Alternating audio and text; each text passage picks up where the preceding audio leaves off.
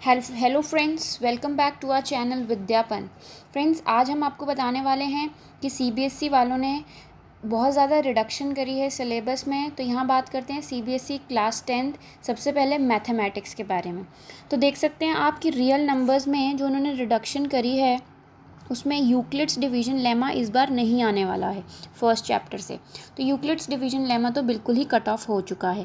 Second chapter की बात करें अगर पॉलीनॉमियल्स में, तो उसमें जो आपका डिवीजन एल्गोरिदम था, देखिए लिखा है statement and simple problems on division algorithm for polynomials with real coefficients. तो ये डिवीजन एल्गोरिदम वाला पार्ट था, ये यहाँ पे डिलीट हो चुका है, अब इस बार ये नहीं आने वाला है। अगला देखिए pair of linear equation in two variables. Chapter number 3 से जो क्रॉस मल्टीप्लिकेशन मेथड था वो कम्प्लीटली डिलीट हो चुका है। अब आपके पास दो ही मेथड्स हैं अलजेब्रिक मेथड्स, जो है एलिमिनेशन और सब्सटीट्यूशन। तो क्रॉस मल्टीप्लिकेशन मेथड नहीं है इस बार। चौथा फोर्थ क्वाड्रेटिक इक्वेशन में से देखिए situation problems based on equations reducible to quadratic equations. तो क्वाड्रेटिक इक्वेशंस में से ये वाला टॉपिक जो है आपका रिड्यूस हो चुका है। और अगला जो है अर्थमेटिक प्रोग्रेशन, इसमें जो एप्लीकेशंस आती थी, मतलब थोड़े से डिफ़िकल्ट क्वेश्चंस आते थे, application in solving the daily life problems based on sum to nth term, तो वो वाले अब डिफ़िकल्ट क्वेश्चंस नहीं आएंगे। उसके बाद चलते हैं कोऑर्डिनेट ज्योमेट्री पे। तो कोऑर्डिनेट ज्योमेट्री में जो एरिया ऑफ ट्रायंगल वाला कंसेप्ट था वो अब आपको नहीं आने वाला है। उसके बाद ज्योमेट्री में से ट्रायंगल्स वाले चैप्टर में से सबसे पहले जो आपका है कन्वर्स ऑफ पाइथागोरस थ्योरम अब नहीं आने वाली है, ठीक है। और दूसरा जो है वो है प्रॉपर्टीज़, कुछ प्रॉपर्टीज़ थी ट्रायंगल की, area of similar triangle concept, वो इसमें नहीं आने वाला है। जो उनसे रिलेटेड प्रूफ्स थे, proof of the following theorems are deleted, ठीक है। उसके बाद सर्कल्स पे चलते हैं। सर्कल्स वाले पार्ट में आपकी कोई भी डिलीशन नहीं है और सर्कल वाला चैप्टर बहुत ही इजी है, तो इसमें से कुछ भी उन्होंने डिलीट नहीं करा है। चलते हैं अगले कंस्ट्रक्शंस पे। कंस्ट्रक्शंस में देखिए क्या डिलीट किया है उन्होंने। कंस्ट्रक्शन वाले चैप्टर में 50% रिडक्शन है ये, construction of a triangle similar to a given triangle. मतलब कि ये जो इतना सा कंसेप्ट था, इसको सीखने में आपके ज़्यादा लेक्चर्स लगते थे और ये 50% पार्ट आपका लेता था इस चैप्टर का, तो ये अब ये नहीं आ रहा है, बच्चों को इसमें डिफ़िकल्टी भी आती थी। अगले पार्ट पे चलते हैं ट्रिग्नोमेट्री पे। ट्रिग्नोमेट्री में सबसे पहले इंट्रोडक्शन टू ट्रिग्नोमेट्री में जो अब आपको जो आने वाला है वो है सिंपल आइडेंटिटीज़ ही आएंगी, ठीक है। उसमें जो डिफ़िकल्ट वाली आइडेंटिटीज़ थी उन वो अब यूज़ नहीं होंगी, उससे रिलेटेड क्वेश्चंस नहीं आएंगे। सेकंड है हमारे पास जो ट्रिग्नोमेट्रिक आइडेंटिटीज़ में से trigonometric ratios of complementary angles हमारा डिलीट हो चुका है, बट जो हाइट एंड डिस्टेंस वाला है उसमें से कोई भी डिलीशन नहीं हुई है। ओके अब है मेंसुरेशन। मेंसुरेशन वाले चैप्टर्स हैं जैसे एरिया रिलेटेड टू सर्कल्स, तो इसमें से क्या डिलीट किया इन्होंने, problems on the central angle of 120 degree. तो यहाँ से ये वाला पार्ट उन्होंने डिलीट कर दिया है।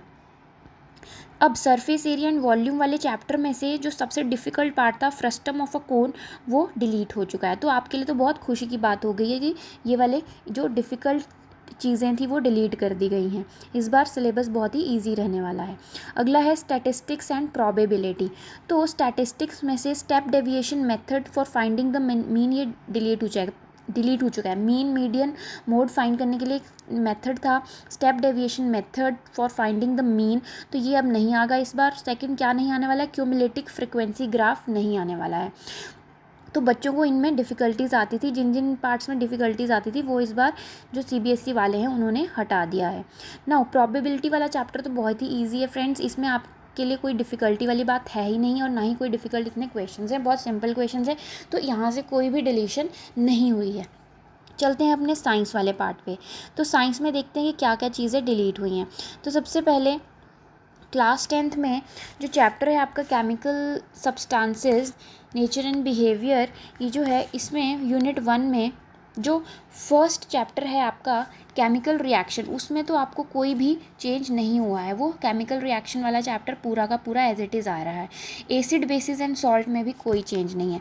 उसके बाद तीसरा आता है मेटल्स एंड नॉन मेटल्स। तो यहाँ पे इन्होंने मेटल्स एंड नॉन मेटल्स तभी मेंशन किया है कि इसमें से कुछ पार्ट कट हुआ है। वो क्या पार्ट है? वो है जो बेसिक मेटलर्जिकल प्रोसेसेस थे, कोरोजन एंड इट्स प्रिवेंशन, वो अब इसमें नहीं आ रहा है। तो ये जो इसमें था, ये 50% पार्ट इंक्लूड करता था इस चैप्टर का, जो कि अब हट चुका है। तो 50% पार्ट इस चैप्टर का आ रहा है। तो कार्बन एंड इट्स कंपाउंड की बात करते हैं। अब कार्बन एंड इट्स कंपाउंड में देखिए बहुत ही ज़्यादा डिलीशन हुई है, 80% कह सकते हैं कि इसमें डिलीशन हुई है। Nomenclature of carbon compounds containing functional groups, ठीक है, ये सारे। उसके बाद आप देखें तो difference between saturated hydrocarbons and unsaturated hydrocarbons, chemical reactions of carbon compounds, ethanol and ethnic acid, soaps and detergents. तो इतना 80% जो रिडक्शन है वो यहाँ पर इससे हो चुकी है, ठीक है, ये वाले पार्ट में से, कार्बन एंड कंपाउंड में से। तो फ्रेंड्स 80% की डिलीशन हुई है यहाँ से, बहुत ज़्यादा। तो आप तो बहुत ही ज़्यादा इस बार खुश हैं, और इस बार तो मुझे लगता है सभी बच्चे कहीं 100 आउट ऑफ 100 ना ले आएँ। चलते हैं अपने नेक्स्ट पार्ट की तरफ। अब इसमें देखिए नेक्स्ट पार्ट में है हमारे पास वर्ल्ड ऑफ लिविंग यूनिट 2, उसमें है control and coordination in animals and plants. तो उससे पहले हम बात कर लेते हैं कि लाइफ प्रोसेस वाले में कोई चेंज नहीं है। लाइफ प्रोसेस के बाद ही हमारा ये सेकंड चैप्टर है जो है कंट्रोल कोऑर्डिनेशन। और केमिस्ट्री में ऊपर मेटल्स एंड नॉन मेटल्स में चेंज हुआ है, कार्बन एंड इट्स कंपाउंड में। उसके बाद एक पेरियोडिक क्लासिफिकेशन ऑफ एलिमेंट्स वाला चैप्टर जिसमें कोई चेंज नहीं आया है। तो केमिस्ट्री में से मैं अगर बात करूँ तो ना ही केमिकल रिएक्शन फर्स्ट चैप्टर, ना ही acid bases and salt second chapter है ये, और ना ही इस fifth chapter periodic classification of element, इनमें कोई चेंज है। सिर्फ 2 चैप्टर्स में चेंज आया है, जो कि है metals and non metals and carbon and compound, जो यहाँ मैंशनड है, ठीक है। अब चलते हैं यूनिट 2 पे, वर्ल्ड ऑफ लिविंग। तो इसमें सबसे पहले है लाइफ प्रोसेस वाला चैप्टर, जिस पे कोई चेंज नहीं आया। लाइफ प्रोसेस आपको पूरा स्टडी करना है, ठीक है। लाइफ प्रोसेस के बाद अगर आप देखें तो सेकंड चैप्टर आता है कंट्रोल एंड कोऑर्डिनेशन। तो कंट्रोल एंड कोऑर्डिनेशन में देखिए tropical movements in plant, introduction of plant hormones, control and coordination in animals, nervous system, voluntary, involuntary and reflex action, chemical coordination, animal hormone.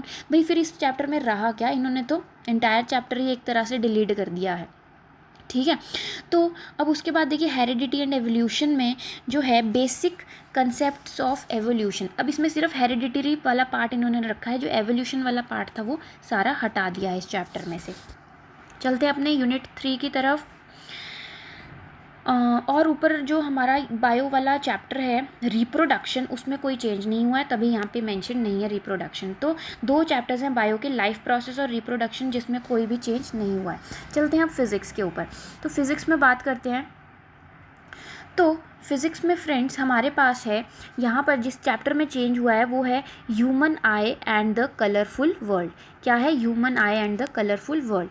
तो यहाँ पे functioning of lens in human eye ये नहीं आ रहा है। Defects of vision and their connections, applications of spherical mirrors and lenses, तो ये पार्ट डिलीट हो चुका है इसमें से। और तो जो फिज़िक्स के जो मेन चैप्टर्स हैं, जैसे कि लाइट है, लाइट वाला चैप्टर है जिसमें रिफ्लेक्शन एंड रिफ्रैक्शन, उसमें कोई भी चेंज नहीं आया है। चेंज आया है तो ह्यूमन आई वाले में आया है, कलर वर्ल्ड वाले में, ठीक है। और उसके बाद इलेक्ट्रिसिटी चैप्टर है आपका। इलेक्ट्रिसिटी में भी कोई चेंज नहीं आया है, क्योंकि